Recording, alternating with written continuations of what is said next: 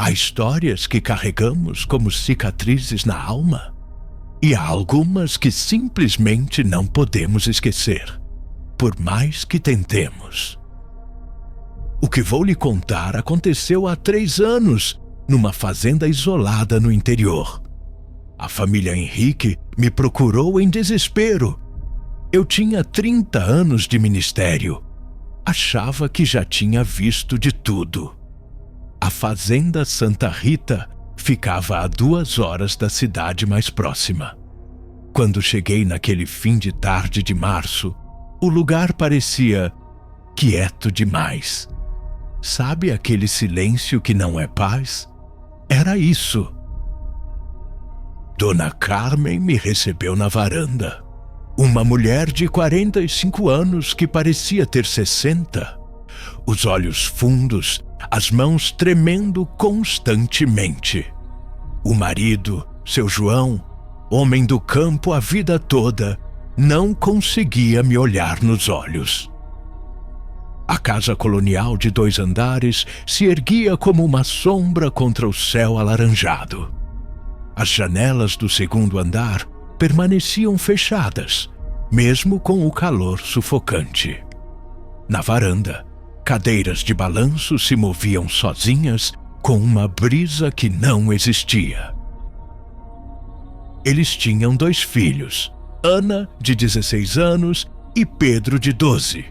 A menina estava internada no hospital da cidade há 1 semana. O menino era o motivo da minha visita. As primeiras manifestações começaram há 2 meses. Dona Carmen me contou que ouvia passos no sótão todas as noites às 3h17. Sempre no mesmo horário.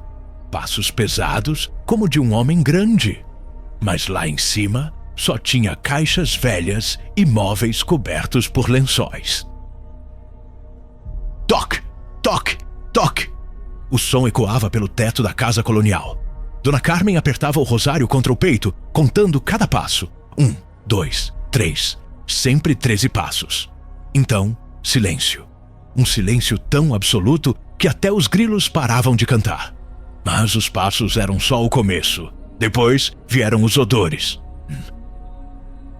Odor de enxofre misturado com carne podre. O cheiro aparecia do nada, tomava conta de um cômodo inteiro e desaparecia em minutos. Seu João chegou a chamar técnicos, pensando que era problema no encanamento. Não encontraram nada. O fedor invadia a cozinha como uma nuvem tóxica. Dona Carmen vomitou na pia enquanto tentava preparar o jantar. As moscas apareceram aos milhares, cobrindo as paredes como uma tapeçaria viva e repugnante. E então, quando ela abriu a geladeira, todas as carnes estavam pretas, deterioradas, como se tivessem ficado semanas no calor. A situação escalou rapidamente. As portas começaram a bater sozinhas durante a madrugada. Primeiro uma, depois 2, até que a casa inteira parecia estar sendo açoitada por um vento invisível. Mas o pior eram as vozes. Vozes vindas dos canos, das paredes, do teto. Sussurros que chamavam os nomes das crianças. Ana foi a primeira a quebrar. Começou a conversar com alguém no espelho do seu quarto. Dizia que tinha um homem do outro lado que queria ser seu amigo. Ana, de pé diante do espelho antigo, sussurrava com sua própria imagem. Mas o reflexo não imitava seus movimentos. Sorria quando ela chorava. Acenou quando ela recuou. E quando ela gritou, o reflexo apenas riu.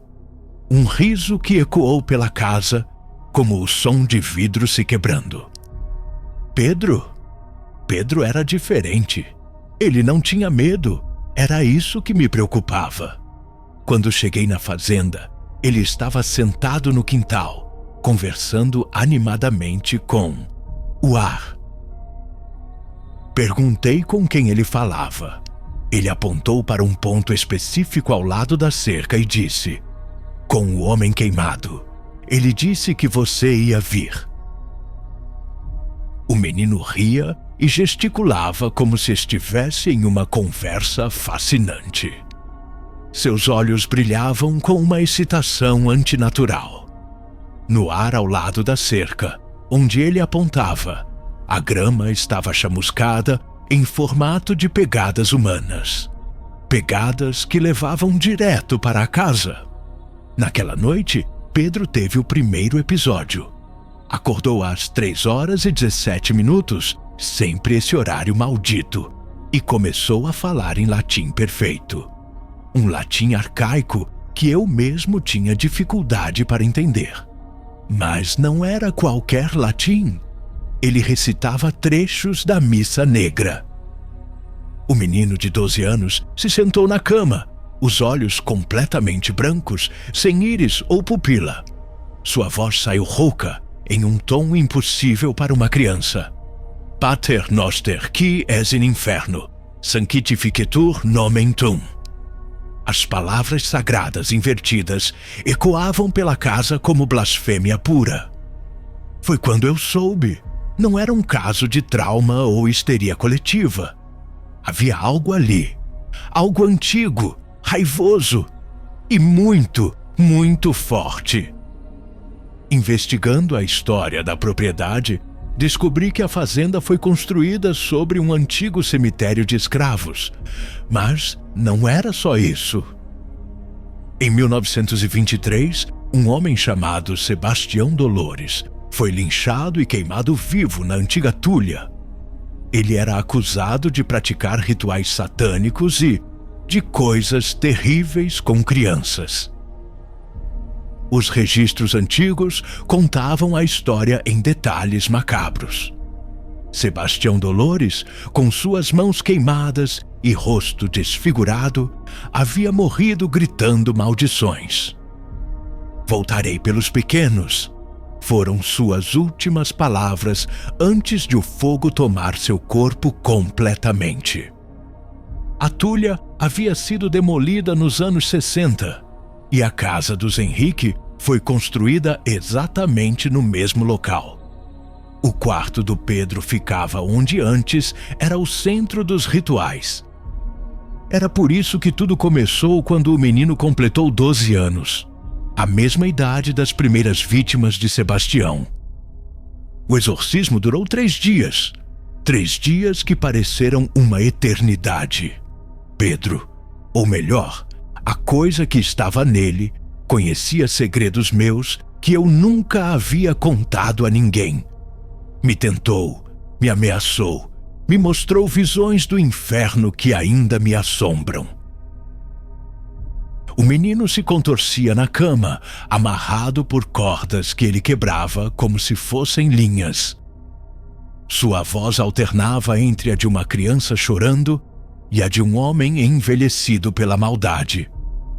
"Ele é meu agora, padre, como foram todos os outros." No terceiro dia, durante a oração final, senti uma presença poderosa entrar no quarto. Uma luz. Não posso explicar.